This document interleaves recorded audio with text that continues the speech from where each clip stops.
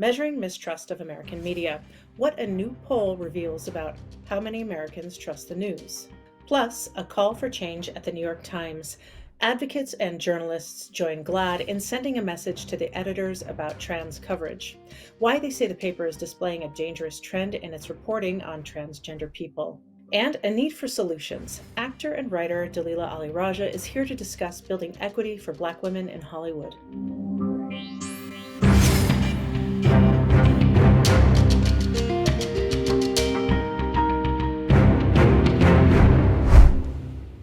Welcome to Advocate Today. I'm Tracy E. Gilchrist.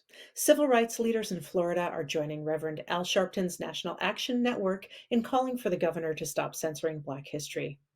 Sharpton led a group of protesters through the streets of the Capitol and held a rally outside the legislature. In January, Governor Ron Desantis and his administration blocked public schools from introducing an AP African American Studies course. He says the course violates state law and is historically inaccurate. The state says it promotes the idea American society oppresses Black people, minorities, and women. The governor also labels a chapter on Black queer studies as inappropriate. The College Board spent a decade developing the course with college professors. The governor is threatening to completely withdraw state support for all AP classes. Half of Americans believe news organizations intend to mislead and misinform with their reporting. That's according to an annual report released by Gallup and the Knight Foundation. It asked Americans how they view the press. The results say only 26% of Americans hold a favorable opinion of the news media. That's the lowest level recorded by the organization over the last 5 years. And only 23% said that they believed national newsrooms care about the best interests of their audiences. Meanwhile, Americans are having more difficulty than ever in determining what to believe. 61% said that the increase in information across the media landscape has made it harder to sort bad information from good. The New York Times is widely seen as one of the more credible news outlets. Now, GLAAD, along with dozens of other organizations and journalists, are highlighting what they call irresponsible coverage of transgender people. More than 100 organizations, celebrities, and former Times contributors have signed an open letter to the New York Times. GLAAD says the science desk at the Times has spent a full year spreading inaccurate and harmful misinformation about transgender people. Most of those stories wind up on the front cover, pushing the opinion of non-experts as fact, and many have been quoted in court and legislatures to fight for anti-trans laws. GLAAD is calling on the Times to take 3 actions. First, stop printing anti-trans stories immediately. Second, listen to trans people by holding meetings with community leaders within 2 months. And third, hire at least 4 trans writers and editors within 3 months. You can find and join the petition on glaad.org/New York Times. We'll also link you to it from theadvocate.com. Hollywood is failing to deliver equity to Black women in the entertainment business. The Woman King director Gina Prince Bythewood wrote an op-ed calling out Hollywood's lack of movement on the issue. I spoke with writer, actor, and producer Dalila Ali Rayah about possible solutions to promote change and increase representation.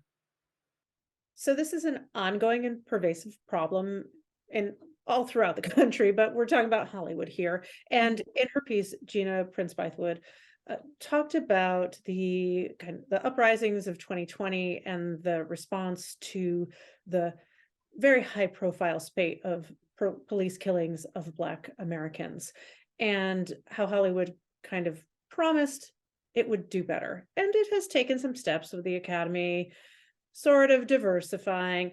Exactly. So what does Hollywood really need to do for some equity?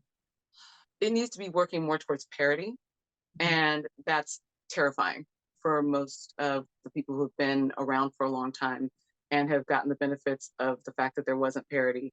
Because it's that the whole thing is like if you come from a place of privilege and things begin to shift towards equality or parity, it it it feels like oppression to you because you haven't experienced that, right? So I've been hearing tons of actors, sometimes writers, etc., in this time since and saying, well, they don't want any white guys anymore. Let me tell you who is not having a problem getting the majority of jobs. That's still where they're going. Do you know what I'm saying? Like there's still more roles for you. There may be more roles for us than there were before. But you still are getting more roles than we are. Do you know what I'm saying? Like this is not something where we're taking all of your jobs. But because it used to feel very easy and they didn't have to even consider that, it feels to them like they're losing something because it's spreading it out more.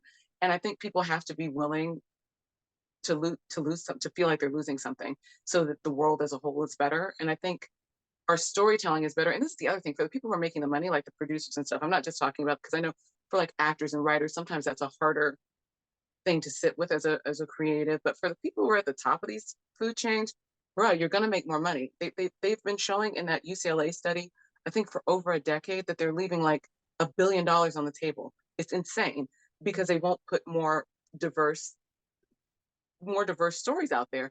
And it's like, how much are you willing? Well, obviously you can see how much they're willing to sacrifice to keep it, but it's like, but you're undermining the thing that you're wanting to do. Like if you were making more money, there would also be more jobs and you could also probably create some more content. And I mean, there's so many places to put content now.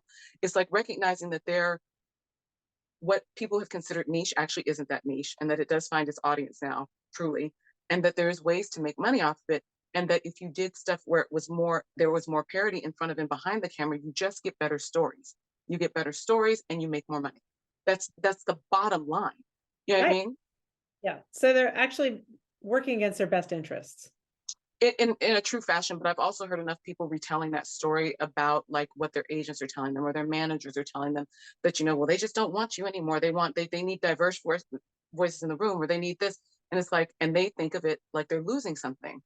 You know what I'm saying? And then it becomes like this idea that they think, oh, it was a meritocracy, and now it's not a meritocracy, instead of realizing it was never a meritocracy and you were getting it in because of privilege. And that's not to say that you're not good at what you do, but the reality is there are plenty of people of other races and other genders that are as good, if not better than you, who were not getting in that room because you were in there. And that's a hard pill for people to swallow.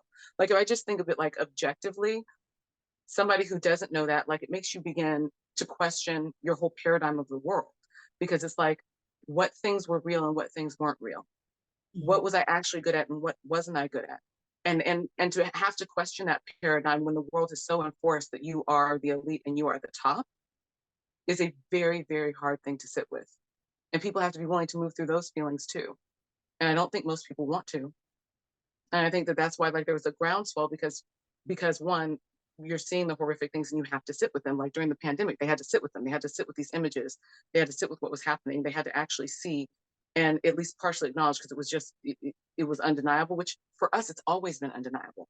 But for people who can just change the channel or go outside, To be clear, you're talking about the George Floyd and the police killing. protests and all the things, like I think it was a powder keg that came at just the time where people needed something to do because they were stuck inside, and where they couldn't turn away. They just couldn't turn away like how they had done. They couldn't use the same things that they used to turn away. And so they were forced to look at it.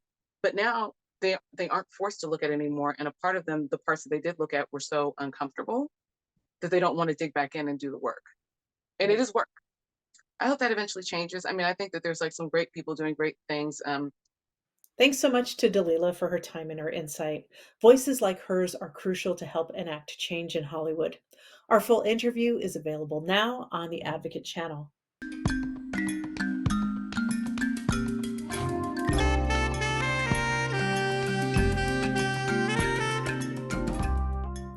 We're celebrating Black History Month, and today we're honoring Laverne Cox.